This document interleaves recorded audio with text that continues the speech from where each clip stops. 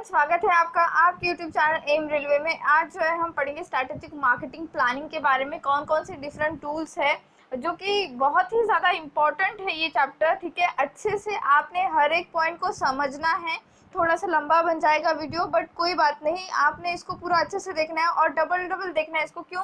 क्योंकि ये टॉपिक थोड़ा सा जो है ट्रिकी साइड पे आता है, प्लस इसको मैं पूरा जो है एग्जाम्पल के साथ बताऊंगी, तो वो प्रोसेस होने के लिए टाइम लग जाएगा आपके दिमाग में। ठीक है, एंड वन मोर थिंग, आप लोगों को आई थिंक कोई XYZ यूट्यूब चैनल या फिर टेलीग्राम ग्रुप आई थिंक जो है डिफेम करने की कोशिश कर रहा है एम रेलवे को। तो मैं आपको क्लियर कट बता दूं कि हमने जो इकोनॉमिक्स पढ़ा रखा है DFCCIL के स्टूडेंट के लिए, वो हमने फ्री में PDF प्रोवाइड किया है।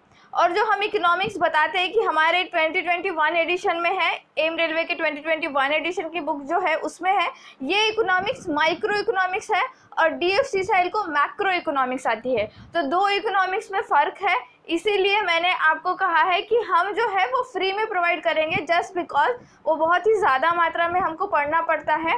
एंड मैंने जो आपको PDF में लिखकर जो दी है वो SSC, इंजीनियरिंग सर्विसेज, UPSC, ये जो बैंकिंग एग्ज़ाम वहाँ पर काम आता है। और DFCCIL का जो है बहुत ही अलग पैटर्न है इकोनॉमिक्स का, तो दो भी हमने प्रोवाइड करके दिया है। तो कोई XYZ चैनल है वो कह रहा है कि 239 में फ्री वाला PDF आपको पेड में दिया जा रहा है, बिल्कुल भी नहीं। हमारा पूरा राइट है, हमारे जो PDF हम आपको प्रोवाइड कर रहे हैं, आप लोग खरीद रहे हैं, हम बेच रहे हैं, हमारा पूरा राइट है। इसके ऊपर वो तो बात ही कर ही नहीं सकते। अगर हम स्ट्राइक दे दें तो फिर उनका जो भी चीज़ होगा उनको समझ में आ जाएगा। तो मैं बस इतना कहना चाहती हूँ कि आपको फ्री वाला PDF फ्री में ही दिया जा रहा है, आपसे किसी भी तरह की पेमेंट नहीं ली जा रही है।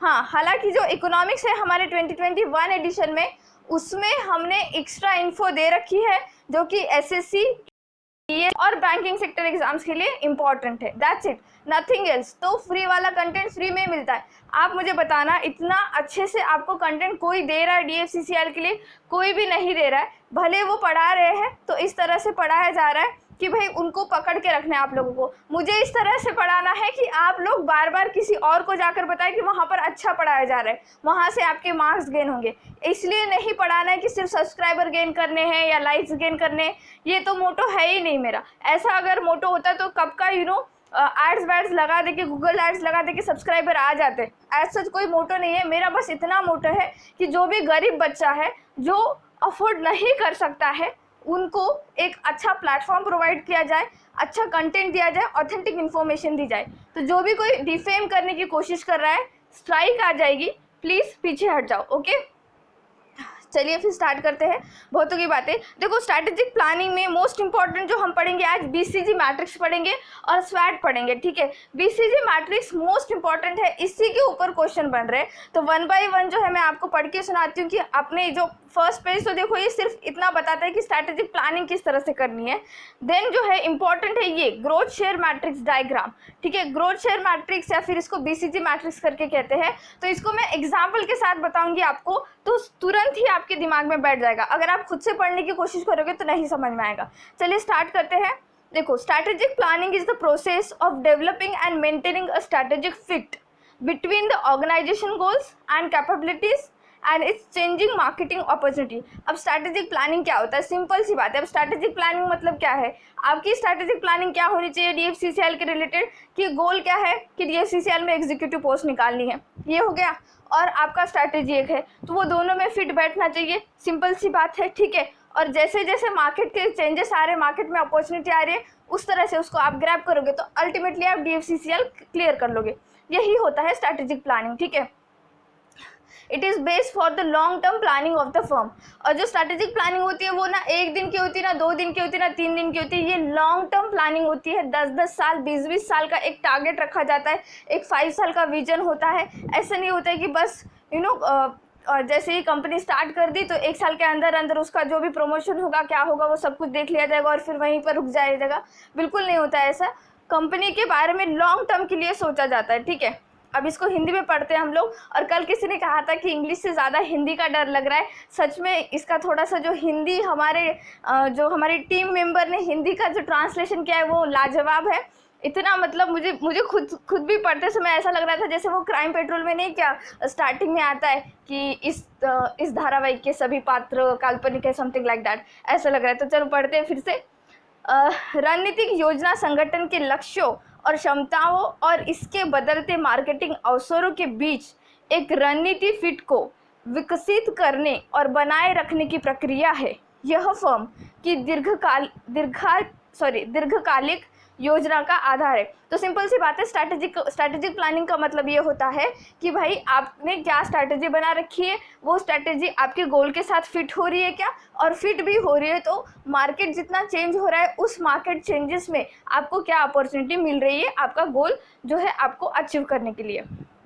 ठीक है, इसी स्ट्रैटेजिक प्लानिंग के ऊपर बेस एक बिजनेस पोर्टफोलियो होता है। अब बिजनेस पोर्टफोलियो क्या चीज़ होती है? पोर्टफोलियो मतलब ऐसा मान लीजिए कि आपके बारे में सारी इन्फॉर्मेशन वहाँ पर मिल जाएगी। ठीक है, आप कौन सा प्रोडक्ट बनाते हैं, आपका ब्रांड का नाम क्या है, आपने कब इस्टेब्लिशमेंट की थी, आपका कैश काउ क्या है एंड ऑल। अब कैश काउ वगैरह मैं आगे पढ़ाऊंगी, बट पोर्टफोलियो जैसे ही पोर्टफोलियो पढ़ लेते हैं, जैसे सपोज कोई एक्टर बनना चाहता है तो उसका ना पोर्टफोलियो होता है, पहले उसके बारे में पूरा एक लिखा जाता है, उसके फोटोज़ वगैरह क्लिक किए जाते हैं, उसके छोटे छोटे ऑडिशन वाले क्लिप लिए जाते हैं, ये कंप्लीट पोर्टफोलियो होता है।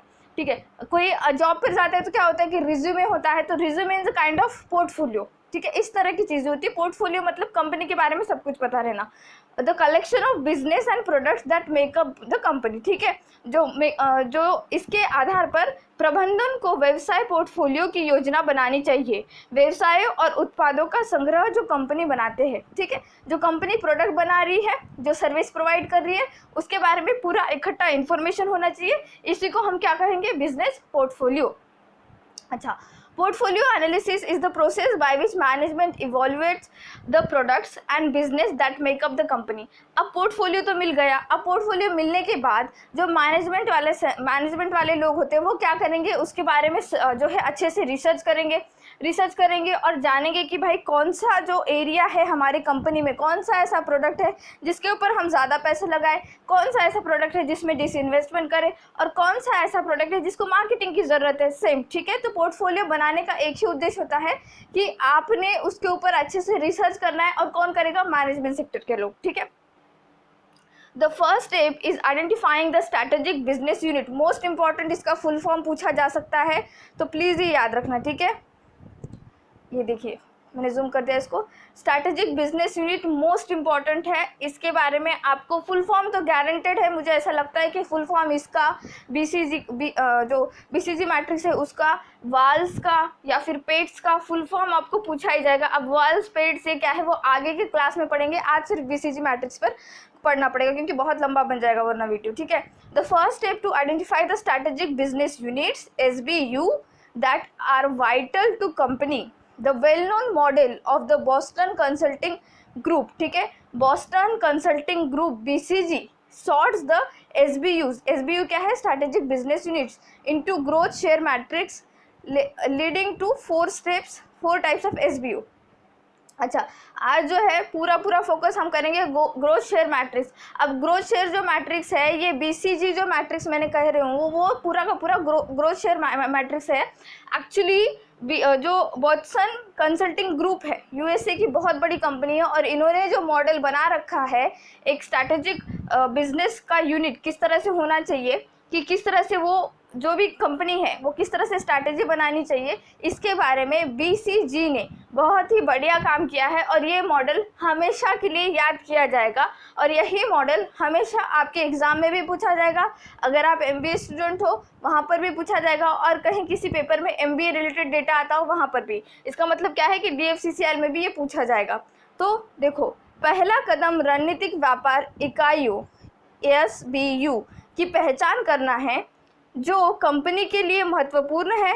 बोस्टन कंसल्टिंग ग्रुप BCG का प्रसिद्ध मॉडल SBU को ग्रोथ शेयर मैट्रिक्स में सॉर्ट करता है, जिससे 4 प्रकार के SBU होते हैं। अच्छा, ग्रोथ शेयर जो मैट्रिक्स है वो ना 2x2 का मैट्रिक्स है। ठीक है, 2x2 का मैट्रिक्स है, 2 रो 2 कॉलम। ओके, 2 रो 2 कॉलम। तो इसके ऊपर क्वेश्चन बनता है कि X एक्सिस पे क्या है, कौन सा जो है हमने मैटर रखा है, और Y एक्सिस पे कौन सा हमने जो है मैटर रखा है। जैसे हम ग्राफ निकालते थे पहले, ठीक है, X एक्सिस पे कुछ पॉपुलेशन और वाई एक्सिस पे ईयर, इस तरह से जो हम बार ग्राफ वगैरह ड्रॉ करते थे स्कूल के टाइम पर, तो इस तरह के क्वेश्चन बनते थे। कॉलेज में भी बहुत सारे ऐसे हमारे इंजीनियरिंग रिलेटेड सब्जेक्ट है जहाँ पर क्वेश्चन बनते हैं कि कोई भी ग्राफ अगर पूछ लिया, ठीक है, कोई भी ग्राफ पूछ लिया तो उसका एक्स एक्सिस पे कौन सा पैरामीटर और वाई एक्सिस पे कौन सा पैरामीटर ये पूछ लेता है, तो इसका डायग्राम भी मोस्ट इंपॉर्टेंट। तो चलो डायग्राम देखते हैं। ग्रोथ शेयर मैट्रिक्स, तो ग्रोथ शेयर मैट्रिक्स में ये जो आपको वाई एक्सिस पे दिखेगा ये दिखेगा मार्केट ग्रोथ। क्या दिखेगा? Market growth. Market growth up मतलब हाई, मार्केट ग्रोथ लो मतलब अगर डाउन जा रहा है तो वो लो, ठीक है। और एक्स एक्सिस पे जो है मार्केट शेयर है और वाई एक्सिस पे मार्केट ग्रोथ है, ठीक है, वाई एक्सिस पे मार्केट ग्रोथ है। तो ये आपको क्या क्वेश्चन पूछ सकता है कि जो बीसीजी मैट्रिक्स है, ठीक है, बीसीजी मैट्रिक्स है जो 2x2 का मैट्रिक्स है, वो कौन से पैरामीटर पर डिपेंड करता है। ये एज इट इज क्वेश्चन बनेगा आपको, और पिछले साल भी ये क्वेश्चन बना था। तो ये दो पैरामीटर पे डिपेंड करता है, एक कि वो उस कंपनी का मार्केट शेयर क्या है और उस टाइम का मार्केट ग्रोथ क्या है। ये क्वेश्चन बनता है बच्चों, प्लीज़ इसको लिख लीजिए। Market growth and market share, ये दो पॉइंट है जो कि इंपॉर्टेंट है यहाँ पर, ठीक है। मैं अब आपको एक छोटा सा डायग्राम दिखाती हूँ, ये देखिए, ठीक है। Market growth and market relative market share. अच्छा, रिलेटिव मार्केट शेयर इसमें थोड़ा सा डिफरेंट है और मार्केट शेयर में थोड़ा सा डिफरेंस है। रिलेटिव का मतलब होता है कि हम कंपैरिजन कर रहे हैं किसी और के साथ, ठीक है। जैसे सपोज आपको 100 मार्क्स है और आपके फ्रेंड को 150 मार्क्स है, ठीक है, आपको 100 मार्क्स है और आपके फ्रेंड को 150 मार्क्स है। तो जब मैं अगर आपको क्वेश्चन करूँगी कि रिलेटिवली आपको कितने मार्क्स कम या ज़्यादा है आपके फ्रेंड से, तो आप बोलोगे मैम रिलेटिवली अगर कंसिडर किया जाए तो उससे मुझे 50 मार्क्स कम है, ठीक है। और अगर मैं इनसे पूछूंगी तो ये बोलेंगे कि रिलेटिवली मुझे 50 मार्क्स ज़्यादा है। तो रिलेटिव मतलब होता है कि भाई कंपैरिजन किया जाता है उस टाइम, उस वक्त, उस टाइम पर मार्केट में कौन सी कंपनी बहुत ज़्यादा ग्रो कर रही है, उसके हिसाब से आपके मार्केट में कितना जो है शेयर है, तो इसको कहते हैं relative market share. Suppose Reliance का रिलेटिव मार्केट शेयर 60% है, ठीक है।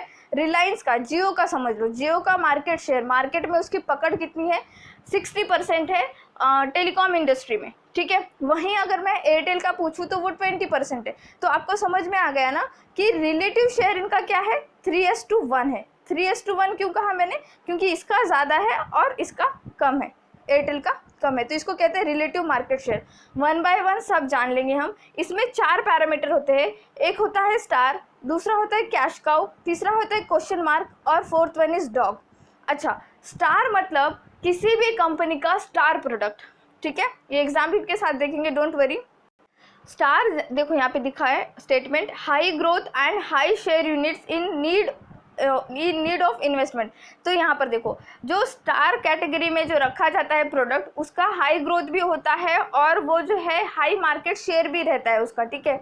लेकिन इसमें इन्वेस्टमेंट की ज़रूरत होती है, क्योंकि अगर सपोज कोई नया प्रोडक्ट है, ठीक है, कोई नया प्रोडक्ट है, नया लॉन्च हुआ है और उसकी ज़्यादा जो है मांग है पूरे मार्केट में, ठीक है, उसका मार्केट में शेयर भी बहुत बढ़िया है कि उसके बिना लोगों का काम भी नहीं चल रहा है। बट अगर उसमें इन्वेस्टमेंट नहीं करेंगे, उसको अच्छे से प्रोड्यूस नहीं किया जाएगा, तो वो क्या होगा कि वो चला जाएगा डॉग कैटेगरी में, ठीक है, वो चला जाएगा डॉग कैटेगरी में यहाँ पर।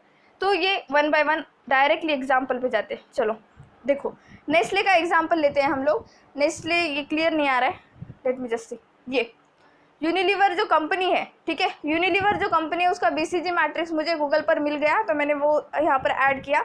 यहाँ पर देखो, जो स्टार प्रोडक्ट्स है इसके, जिसका हाई ग्रोथ है, हाई ग्रोथ रेट भी है और हाई मार्केट शेयर भी है, जैसे कि लक्स, फेयर एंड लवली, अब तो ये ग्लो एंड लवली हो गई है, फिर ये वॉल्स। तो ये क्या चीज़ है, ये इसके स्टार प्रोडक्ट है, यूनिलीवर के ये स्टार प्रोडक्ट है, ये इसकी एक पहचान है। ये क्या करेंगे, हाई ग्रोथ तो है इनकी, ठीक है, ऐसा नहीं है कि ये मार्केट में इनकी पकड़ नहीं है, सब कुछ सही है, बट इसमें इसका पैसा भी बहुत लग रहा है। किसका, यूनिलीवर का पैसा बहुत ज़्यादा लग रहा है, क्योंकि इसमें इन्वेस्टमेंट की ज़रूरत आन पड़ती है हमेशा। देखो, कंपटीशन बहुत ज़्यादा होता है, अगर ये स्टार प्रोडक्ट्स में इन्वेस्टमेंट नहीं करेगा, इसका मेंटेनेंस सही से नहीं करेगा, तो ये डूब जाएगा। तो ये जो स्टार प्रोडक्ट होते हैं इसमें ये बहुत ज़्यादा इन्वेस्ट करता है। दूसरा प्रोडक्ट आता है cash cow product, cash cow, मैंने आपको वेनेजुएला का जब एग्जांपल दिया था तो मैंने कहा था कि कैश काउ एक ऐसा प्रोडक्ट होता है या कैश काउ एक ऐसा जरिया होता है जिससे आपको पैसा बहुत मिलता है, बट अगर आप वो पैसा किसी और बिजनेस में नहीं लगाएंगे तो कैश काउ एक दिन ख़त्म हो जाएगी और आप मंदी में चले जाओगे। और सेम वेनेजुएला का केस ऐसा ही था, मैंने इकोनॉमिक्स के फर्स्ट क्लास में ही आपको बता दिया था, ठीक है। तो यहाँ पर यूनिलीवर का कैश काउ कौन है? लिप्टन है, लाइफबॉय है, क्लोजअप है, पॉन्ड्स है, ठीक है। तो ये जो इसके ब्रांड्स है, ये जो इसका प्रोडक्ट्स है, इनका लो ग्रोथ रेट है, ठीक है। लो ग्रोथ रेट मतलब अब ये बढ़ने नहीं वाला है, एक सैचुरेशन पॉइंट पर आकर रुक गए हैं ये। देखो अब मैं आपको बता दूं कि 100 पॉइंट तक की हाई लेवल होती है, अब ये 100 पॉइंट छू चुके, क्या 101 पर जाएंगे? नहीं जाएंगे, क्योंकि वो तो लिमिट है, ठीक है। अब वो वहाँ पर कांस्टेंट है, एक तो वो नीचे आएंगे या फिर कांस्टेंट रहेंगे, दैट्स इट, इतना ही होता है। तो कैश काउ जो है low growth rate and high market share, market में इसका शेयर भी बहुत ज़्यादा है। ऐसा मत समझना कि मार्केट में इसका शेयर नहीं है, मार्केट में डिमांड नहीं है, मार्केट में डिमांड है, बट सैचुरेशन पॉइंट आ चुका है इनका, अब इनका ग्रोथ नहीं होगा, कांस्टेंट रहेगा, ठीक है। तो ये जो क्या करते हैं ना, कैश काउ मतलब ये प्रोडक्ट्स क्या करते हैं, पैसा बहुत ला कर देते हैं ब्रांड को, ठीक है। जो यूनिलीवर ब्रांड है, यूनिलीवर कंपनी है, उसको बहुत पैसा ला कर देते हैं ये, क्योंकि ये फुल्ली इस्टेब्लिश होते हैं। ये प्रोडक्ट्स जो होते हैं फुल्ली इस्टेब्लिश होते हैं, इनके ऊपर भरोसा लोग जल्दी से कर देते हैं, क्योंकि ये बहुत पुराने भी प्रोडक्ट्स होते हैं, ये सर्विस भी बहुत अच्छा प्रोवाइड करके देते हैं, इसीलिए क्या करते हैं कि इनके ऊपर जो है पैसा लगाया जाता है। अच्छा, वन मोर थिंग, मैं अगर दूसरा एग्जाम्पल दूँ, अगर मैं कैश फ्लो की बात करूँ तो एम रेलवे जो अभी का मेरा चैनल है, ये मेरा एक कैश काउ चैनल में कह सकती हूँ, क्योंकि यहाँ पर मैंने सब्सक्राइबर जो है गेन कर लिए हैं, ठीक है। मैंने यहाँ पर सब्सक्राइबर गेन कर लिए हैं। अगर मैं चाहूँ दूसरा चैनल ओपन करना, एम रेलवे 2.0 समथिंग, ठीक है, 2.0 अगर मैंने चैनल ऑन किया तो ये जो चैनल होगा मेरा नया चैनल, वो होगा मेरा स्टार चैनल, स्टार प्रोडक्ट। उसके ऊपर मुझे इन्वेस्टमेंट करना पड़ेगा, क्यों? क्योंकि वहाँ वो नया है, ठीक है, वो एकदम नया प्रोडक्ट है, उसके ऊपर मैं इन्वेस्टमेंट करूँगी। हाँ, उसकी ज़रूरत होगी मार्केट में, ऐसा नहीं कि ज़रूरत नहीं है, बट अगर मैं उसके ऊपर इन्वेस्टमेंट नहीं करूँगी तो वो चलेगा नहीं। अब इन्वेस्टमेंट इन द सेंस क्या कि वहाँ पर मुझे एक्स्ट्रा कंटेंट प्रोवाइड करना पड़ेगा, अलग अलग एग्ज़ाम्स को टैकल करना पड़ेगा, अलग अलग स्टूडेंट्स को टैकल करना पड़ेगा। अब यहाँ पर जो जाते हैं, ठीक है, यहाँ से यहाँ स्टूडेंट कैसे जाएंगे? क्योंकि जो पहला एम रेलवे चैनल था उसके ऊपर भरोसा किया गया। सेम यहाँ पर कैश काउ मतलब वो प्रोडक्ट होते हैं जिसके ऊपर पहले से भरोसा किया जा रहा है, उसके ऊपर कैश काउ जो प्रोडक्ट होते हैं वो बहुत पैसा कमा के देते हैं सारे कंपनीज को। ये देखो, सारी जितनी भी यहाँ पर प्रोडक्ट दिखाई दे रही है, आपने कभी ना कभी लाइफ में देखे होंगे, खरीदे होंगे, मोस्टली लोगों ने तो खरीदा ही होगा। लिप्टन का ग्रीन टी वगैरह तो बहुत सारे लोग इंटेक कर रहे हैं due to COVID and all and so many things, ठीक है। तो ये क्या होता है, ये कैश का होता है, ये बहुत पैसा जो है जनरेट करके देता है। नेक्स्ट कैटेगरी आती है question mark. Question mark category के प्रोडक्ट वो होते हैं जो जिनका इनका जो है ग्रोथ रेट हाई होता है, ठीक है, ग्रोथ रेट हाई तो होता है, लेकिन इनका मार्केट शेयर कम हो जाता है क्योंकि इसको खरीदने वाले लोग कम हो जाते हैं, ठीक है। जैसे कि यूनिलीवर का विल, अब लाइफबॉय, आप कहोगे मैम लाइफबॉय तो कैश काउ में भी रखा है आपने और यहाँ जो क्वेश्चन मार्क कैटेगरी में भी रखा है। हाँ, कोई कोई प्रोडक्ट ऐसे हो जाते हैं जो कि क्वेश्चन मार्क कैटेगरी में भी चले जाते हैं। अब क्वेश्चन मार्क कैटेगरी के ऐसे प्रोडक्ट होते हैं जहाँ पर ये लोग क्या करेंगे, इसके ऊपर रिसर्च करेंगे, इसके ऊपर रिसर्च इस तरह से करेंगे कि भाई इस प्रोडक्ट पर हम जो पैसा लगा रहे वो पैसा कंटिन्यूअसली लगता रहे, इसका मार्केटिंग कंटिन्यूअसली होता रहे, या फिर हम इसको कुछ चेंजेस करें, ठीक है, या फिर हम इसको कुछ चेंजेस करें और फिर मार्केट में लाए और इसको स्टार कैटेगरी में लेकर आ जाए, ठीक है, इसको स्टार कैटेगरी में लेकर आ जाए। ये सारे जो है ये क्वेश्चन मार्क में चले जाते हैं क्योंकि इसका मार्केट शेयर जो होता है लो हो जाता है, जो मार्केट में इसका जो मांग होता है वो कम होते रहता है, टाइम टू टाइम इसका मांग कम होते रहता है। और ऐसा कभी भी कोई भी कंपनी नहीं चाहेगी कि उसके प्रोडक्ट जो है कम बिके या फिर उसकी मांग कम हो, है ना, ऐसी बात होती है। नेक्स्ट कैटेगरी आती है डॉग्स। अब ये डॉग क्या है, ये डॉग मतलब यानी इसका ना शेयर ज़्यादा है ना ये कुछ कमा कर दे रहा है, ठीक है, ये चुप आइडियल बैठा हुआ है, ये आपसे पैसा खा रहा है, ऐसा प्रोडक्ट है, ठीक है। ये कुछ ऐसा प्रोडक्ट है जैसे कंफर्ट, ठीक है, कंफर्ट हम लोग ऐसा यूज़ नहीं करते सीरियसली, मतलब मैंने तो कभी यूज़ नहीं किया, मुझे उसका स्मेल ही बिल्कुल अच्छा नहीं लगता, बट मोस्टली ऐसा होता है ना कि परसेंटेज वाइज अगर हम देखें, ठीक है, परसेंटेज वाइज अगर हम देखें तो कंफर्ट को उतना ज़्यादा कोई प्रेफर नहीं करता, रादर देन सर्फ एक्सेल हम लाते हैं, ठीक है, ऐसी बात होती है। क्लियर के शैम्पू वगैरह मिलते हैं आई थिंक, बट इतना ज़्यादा इसका शेयर नहीं है, ठीक है, इसके कॉम्पिटिटर भी बहुत ज़्यादा होते हैं। तो डॉग कैटेगरी में वो प्रोडक्ट आते हैं जिसका ग्रोथ रेट भी कम है और जिसका मार्केट शेयर भी कम है। कंपनी क्या करेगी, जो भी प्रोडक्ट इस कैटेगरी में आते हैं उनके बारे में सोचेगी, एक बार सोचेगी, सोचकर क्या करेगी, एक तो उसको कन्वर्ट कर देगी क्वेश्चन मार्क कैटेगरी में, क्योंकि यहाँ पर सोचने का काम होता है, ठीक है, यहाँ पर सोचने का काम होता है, उसके ऊपर एनालिसिस करने का काम होता है। अगर यहाँ पर उनको ये प्रोडक्ट अब कुछ काम का नहीं रहा, इसको हम बिठा कर नहीं खिला सकते, तो ये क्या करेगी कंपनी, इसमें से सारे पैसे निकाल लेगी, ठीक है, इसमें से सारे पैसे निकाल लेगी और इस प्रोडक्ट को एक तो ख़त्म करेगी या फिर किसी और को बेच देगी। सिंपल सी बात है, ठीक है, बहुत ही ज़्यादा सिंपल सी बात है ये। तो ये था यूनिलीवर का बीसीजी मैट्रिक्स। मैंने ना एक पूरा आपको ना बहुत बड़ी बड़ी कंपनियां, जितने भी बड़ी बड़ी कंपनियां हैं और जिसके बारे में क्वेश्चन बनेंगे ही बनेंगे, उसका बीसीजी मैट्रिक्स दिया है यहाँ पर। कौन से प्रोडक्ट हैं इनके जो कैश काउ फॉर्मेट में है, कौन से प्रोडक्ट है जो स्टार कैटेगरी में आते हैं, कौन से है जो क्वेश्चन कैटेगरी में आ रहे हैं और कौन से है जो डॉग कैटेगरी में आ रहे हैं। तो बीसीजी मैट्रिक्स 2 पैरामीटर पर डिपेंड करता है, एक कि मार्केट का ग्रोथ क्या है, दूसरा मार्केट में रिलेटिवली मार्केट में आपका शेयर क्या है, ठीक है। और यहाँ पर 4 कैटेगरी, एक है स्टार कैटेगरी, दूसरा है क्वेश्चन मार्क कैटेगरी, तीसरा है cash cow and fourth one is dog. तो कैश काउ और डॉग में क्या डिफरेंस है कि कैश काउ बेचारी बहुत पैसा कमा के दे रही है, डॉग बेचारा हमेशा आपको जो है खर्चा करने लगा रहा है, ठीक है। अच्छा सिंपल सा, अब अगर आप देखो कि आपने जो आपकी काऊ है, ठीक है, आपकी जो गाय है उसको आपने चारा वारा खिलाया तो वो आपको मिल्क प्रोड्यूस करके देगी, ठीक है, अल्टीमेटली मिल्क आपको उससे मिलेगा। व्हाट अबाउट डॉग, आप उसको खाना वाना खिला रहे हो बट एज सच वो ऐसा कोई प्रोडक्ट आपको निकाल कर दे रहा है कि जिसके वजह से, ठीक है, एज सच ऐसा मत कह देना मैम सिक्योरिटी एंड ऑल, ये चीज़ें मत बताओ मुझे। एज सच ये बताओ कि जिससे आपकी फुलफिलमेंट हो रही है, जो आप उसके ऊपर पैसा लगा रहे हो उससे दुगना पैसा वो आपको कमा कर दे रहा है क्या, नहीं दे रहा है। सिंपल सी बात है, इसीलिए इसको किस में रखा गया, डॉग कैटेगरी में रखा गया, ऐसे प्रोडक्ट्स को, ठीक है। तो बीसीजी मैट्रिक्स समझ में आ गया। अब देखो नेस्ले का आप लोग से एग्जांपल देख सकते हो।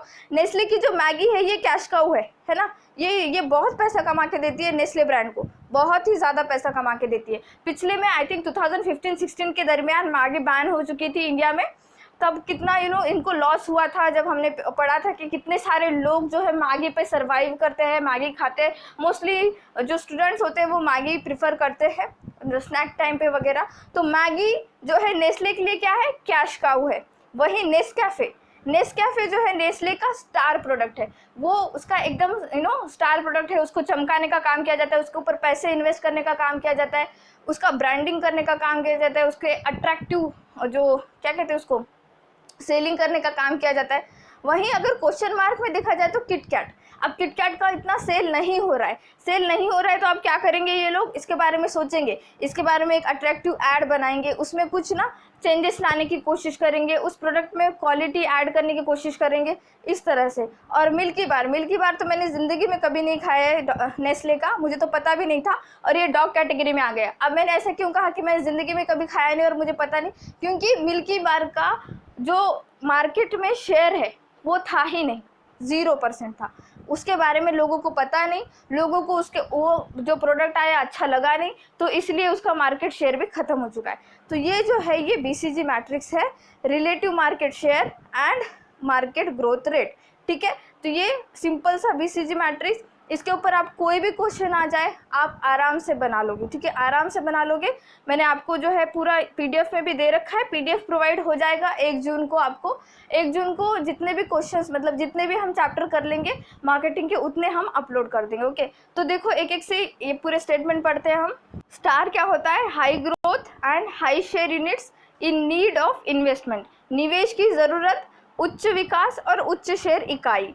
कैश काउ लो ग्रोथ, ठीक है, इसका ग्रोथ कम हो चुका है। हाई शेयर यूनिट्स, लेकिन मार्केट में इसका शेयर बहुत ज़्यादा है। प्रोड्यूसिंग कैश, ये आपको पैसा कमा के दे रही है, बहुत ज़्यादा पैसा कमा के देता है कोई भी कैश काउ प्रोडक्ट, ठीक है। कम वृद्धि, उच्च शेयर इकाई, नकदी का उत्पादन। क्वेश्चन मार्क में कौन से प्रोडक्ट आते हैं, low share units in high growth markets, market में तो उसका डिमांड है बट उसका यूनिट जो शेयर हो रहा है वो कम हो रहा है, सेकेंडली रिक्वायर कैश, क्यों रिक्वायर कैश है? क्योंकि उसका मार्केटिंग वगैरह करना है, उसमें इम्प्रूवमेंट करना है, but can turn out to be unprofitable. एक तो ऐसा हो सकता है कि क्वेश्चन मार्क में जो भी प्रोडक्ट आप ऐड कर रहे हो, एक तो वो स्टार प्रोडक्ट में कन्वर्ट हो गए या फिर वो डॉग प्रोडक्ट में कन्वर्ट हो गए, और जो भी डॉग प्रोडक्ट में कन्वर्ट हो जाता है उसको तो कंपनी क्या कर देती है? बैन कर देती है, ख़त्म कर देती है, ठीक है। Dog, low growth, low share units which are not very profitable. अब कोई भी चीज़ आप खुद बताना आपके लिए प्रॉफिटेबल नहीं है तो आप क्या करोगे? उस प्रोडक्ट को बनाना बंद कर दोगे, सिंपल सी बात है, ठीक है। तो ये मैंने एग्जाम्पल के साथ आपको बता दिया। जब आपको पीडीएफ मिल जाएगा ना तो स्पेशली मैं आपको कहूँगी कि ये पूरा स्लाइड अच्छे से पढ़ना है आपको, ठीक है। ये पूरा पेज अच्छे से पढ़ना है, मोस्ट इंपॉर्टेंट है, क्योंकि इससे ना डायरेक्टली क्वेश्चन बन रहे हैं, ठीक है। डायरेक्टली क्वेश्चन मैंने पिछले साल के पेपर में ही देखा था।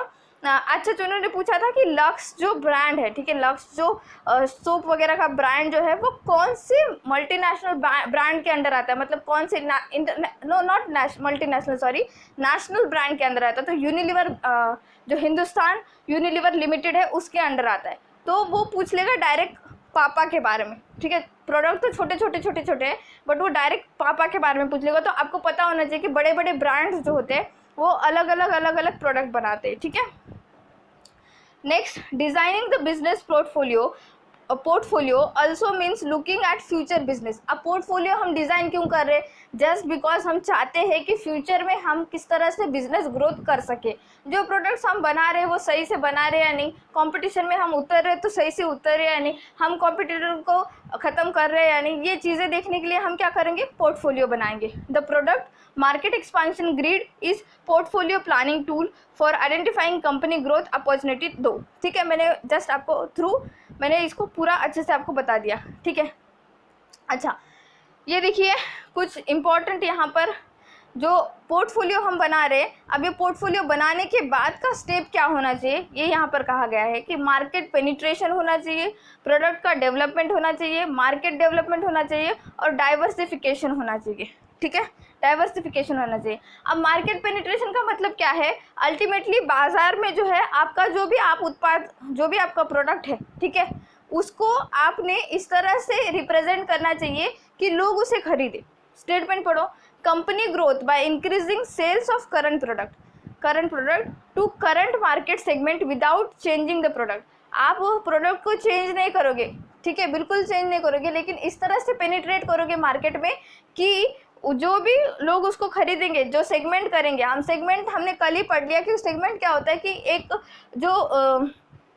एक तरह का सोच रखने वाले लोग होते हैं, ठीक है, जिनको कोई सेम प्रॉब्लम है, ठीक है, सेम थिंकिंग वाले जो लोग होते हैं उनको अलग अलग किया जाता है, उनका एक सेगमेंट बनाया जाता है और उनको टारगेट करके ही मार्केटिंग की जाती है। तो मार्केटिंग पेनिट्रेशन में ऐसा ही होता है कि करंट मार्केट सेगमेंट में, ठीक है, करंट मार्केट सेगमेंट में आपने जो भी प्रोडक्ट बनाया है उसको कैसे बिकाना है विदाउट चेंजिंग दैट प्रोडक्ट, ठीक है। मार्केट डेवलपमेंट, अब मार्केट डेवलपमेंट क्या चीज़ होता है कि मौजूदा कंपनी उत्पादों के लिए नए बाजार खंडों की पहचान और विकास करके कंपनी की वृद्धि करना। जो भी आप कंपनी की ग्रोथ करना चाहते हो वो आपने पहले तो सोच लेना है कि कैसे उसका डेवलपमेंट करें, ठीक है, और न्यू मार्केट सेगमेंट बनाए। New market segment in the sense कि भाई नए नए लोगों को अट्रैक्ट करो, नए जो भी मार्केट बनेंगे वो मार्केट को पूरा अट्रैक्ट करो और फिर आपका जो भी प्रोडक्ट है उसको डेवलप करो, ठीक है। प्रोडक्ट जो मार्केट है उसको डेवलप करो, सॉरी, प्रोडक्ट डेवलपमेंट क्या है? Company growth by offering, modifying और new products to current market segment. अब जो भी ग्रुप है, आप जिसको आपका प्रोडक्ट बेच रहे हो, एक तो आप एक काम कर सकते हो कि आप जो भी प्रोडक्ट बेच रहे हो उसमें डेवलपमेंट कर सकते हो या डायरेक्टली दूसरा प्रोडक्ट जनरेट करोगे। जैसे पहले क्या होता था ना, अराउंड 2010 के आसपास जेल वाले जो फेस वॉश होते थे वो बहुत ही ज़्यादा यूज़ होते थे, बहुत ही ज़्यादा।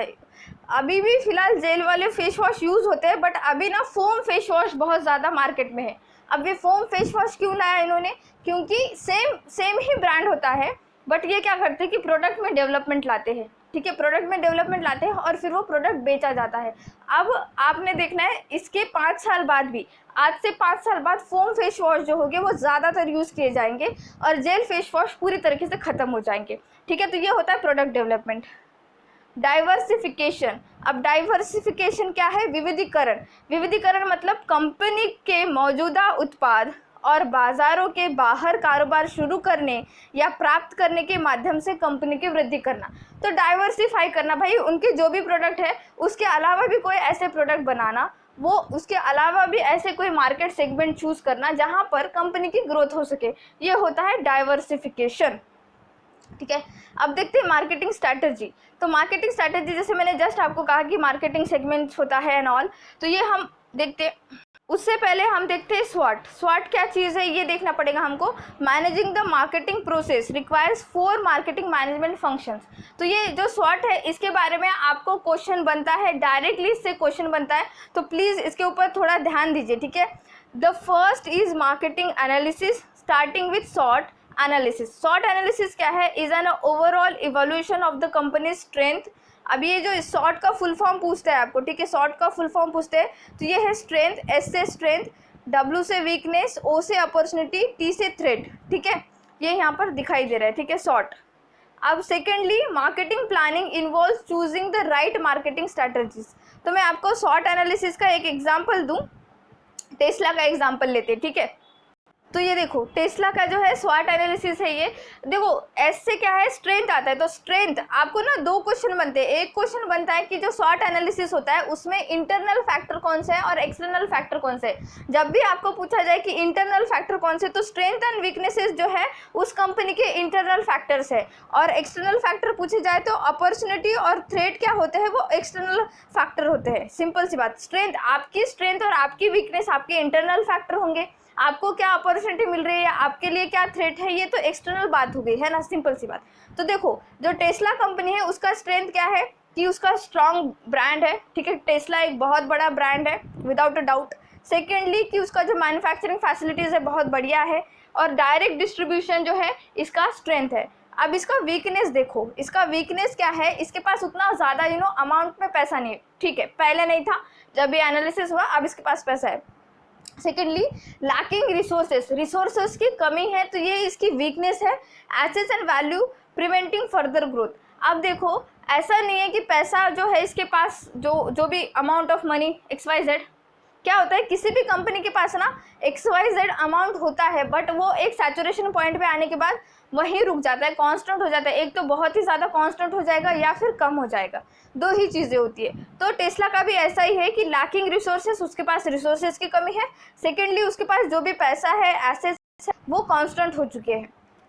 अच्छा, उसकी अपॉर्चुनिटी क्या है? अपॉर्चुनिटी ये क्या, टेस्ला क्या करता है? इलेक्ट्रिकल व्हीकल प्रोवाइड कर रहा है। ठीक है, तो इसके पास ब्लू ओशन है। अब ब्लू ओशन का मतलब होता है, ब्लू ओशन का मतलब होता है कि भाई इसका कोई कंपटीशन ही नहीं है मार्केट में, मतलब भाई के लिए कोई कंपटीशन ही नहीं है, सिंपल सी बात है।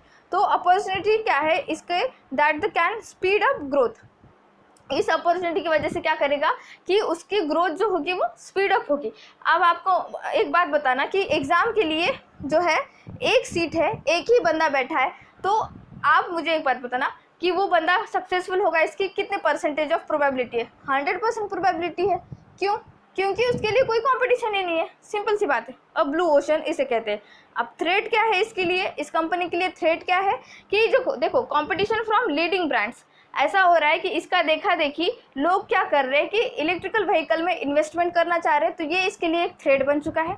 सेकेंडली मार्केट में जो वोलेटाइल सिचुएशन आती रहती है, लोगों को कभी ना ऐसा होता है कि इलेक्ट्रिकल व्हीकल को ज़्यादा जो है एक तरह से रुखाव होता है, कभी मतलब एक तरफ उसका झुकाव होता है, कभी उसको जो है अलग किया जाता है कि सिर्फ पेट्रोलियम जो व्हीकल्स है उसके लिए देखा जाता है। तो मार्केट में वोलेटिलिटी बहुत ज़्यादा है, जो भी लोगों का विचार होता है उसके हिसाब से इसको थ्रेट होता है। Secondly lack of electrical vehicle adoption. जैसे मैंने जस्ट आपको कहा कि बहुत सारे लोगों का ऐसा मानना होता है कि इलेक्ट्रिकल जो व्हीकल आएंगे हम वो नहीं खरीदेंगे, उसकी वजह से XYZ कोई थ्रेट होता है ऑल। ठीक है, तो ये होता है स्वॉट एनालिसिस। आपने स्वॉट एनालिसिस आपने पढ़ा होगा आपके बीटेक डिग्री में वगैरह होता है, हमको मैनेजमेंट में होता है। हर एक जो भी बीटेक डिग्री होल्डर होगा उसको पता होगा, ये पढ़ ही रखा है हमने। ठीक है, अच्छा, ये हमने देख लिया कि स्वॉट एनालिसिस क्या होता है। अब हमको देखना है कि भाई जो मार्केटिंग होती है तो मार्केटिंग स्ट्रैटेजी किस तरह की बनी जाती है। तो पहला जो इसका चरण होता है मार्केटिंग स्ट्रैटेजी का, वो होता है मार्केट सेगमेंटेशन। मार्केट सेगमेंटेशन मतलब dividing a market into distinct groups. Just I said earlier कि भाई मार्केट सेगमेंट या सेगमेंट का मतलब होता है अलग अलग करना उन लोगों को जो लोग एक सेम थिंकिंग के हैं, ठीक है। ये तो मार्केट सेगमेंट का है। मार्केट टारगेटिंग, अब जो आपने अलग अलग लोग किए हैं ना उनको टारगेट करो, उनको आपका प्रोडक्ट बेचो, ठीक है। और पोजिशनिंग, अब पोजिशनिंग क्या है कि is arranging for a product to occupy clear distinctive and desirable place relative to competing products in the minds of consumers. आपने क्या किया कि जो भी मैंने कल के एग्जांपल दिया था कि ऑयली स्किन के लोगों को आपने टारगेट किया। आपने क्या किया, देखो ऑयली स्किन होती है, ड्राई स्किन होती है, कॉम्बिनेशन टाइप स्किन होती है। तो कोई कंपनी है, मेरी कंपनी समझ लो एम रेलवे की कंपनी, और मुझे निकालना है फेस वॉश। मैंने क्या किया, सिर्फ ऑयली, ठीक है, ऑयली स्किन के लोगों के लिए फेस वॉश निकालने का सोचा, ठीक है। जस्ट बिकॉज उनका जो ऑयली स्किन का जो मात्रा है या परसेंटेज है वो ज़्यादा है, इसलिए मैंने उनको टारगेट किया। तो मैंने क्या किया कि उनको मार्केट में सेगमेंट किया। फिर मैंने क्या किया, सेकंड मैंने मार्केट को टारगेट किया। मार्केट को कैसे टारगेट किया, उन्हीं ऑडियंस को टारगेट किया। पोजीशनिंग में मैं क्या करूँगी, उनको बताऊँगी भाई तुमको यही प्रोडक्ट लेना है। क्यों, क्योंकि कॉम्पिटिटर जो मेरा है उससे अच्छा मैं आपको यहाँ पर ये प्रोडक्ट दे रही हूँ और प्रॉफिटेबल होगा आपके लिए, अफोर्डेबल भी होगा, और हमने इसमें बहुत ज़्यादा जो है क्या कहेंगे इसको डेवलपमेंट किया है इस प्रोडक्ट को। आपका जो भी ऑयल होगा, ऑयलीनेस होगा, वो चेहरे पर कम होगा, ठीक है। तो ये होता है पोजिशनिंग। अब डिफरेंशिएशन क्या चीज़ है, differentiation is actually differentiating the market offering to create superior customer value. अब भेदभाव वास्तव में बेहतर ग्राहक मूल्य बनाने के लिए बाजार की पेशकश को अलग करना है, ठीक है। अब डिफरेंशिएशन इन द सेंस यहाँ पर सिंपल है, ऐसा नहीं कि भेदभाव करूँगी मैं किसी में, बिल्कुल नहीं। कोई भी कंपनी ऐसा भेदभाव नहीं करती, बट हाँ उसको ना भेदभाव इन द सेंस कि यहाँ पर क्या किया जाता है, मार्केट को डिफरेंशिएट किया जाता है, ठीक है। यहाँ पे मार्केट को अलग अलग करके आपको जो भी कस्टमर है उसको वैल्यू एडिशन करके प्रोडक्ट बेचा जाता है, और सुपीरियर जो है एक कस्टमर वैल्यू बनाया जाता है। अब कस्टमर वैल्यू बनाएगा तो अल्टीमेटली क्या करोगे, आप लोग वो प्रोडक्ट खरीदोगे, क्योंकि आपके लाइफ में उसने उस प्रोडक्ट में वैल्यू एडिशन किया है। तो सिंपल से हमने देख लिया कि BCG मैट्रिक्स क्या है, स्वॉट एनालिसिस क्या है। स्वॉट एनालिसिस सब कुछ हमने आज इस क्लास में देख लिया। आपको अगर कुछ भी नहीं समझ में आया तो प्लीज़ एक बार कमेंट सेक्शन में कमेंट करना, या फिर से एक बार वीडियो देख लेना, ठीक है। अब कुछ भी अगर समझ में नहीं आता तो मैं रिप्लाई दे दूंगी अगर आप कमेंट करोगे तो। और ज़्यादा से ज़्यादा इस वीडियो को शेयर करो, लाइक करो, सब्सक्राइब करो। Thank you so much.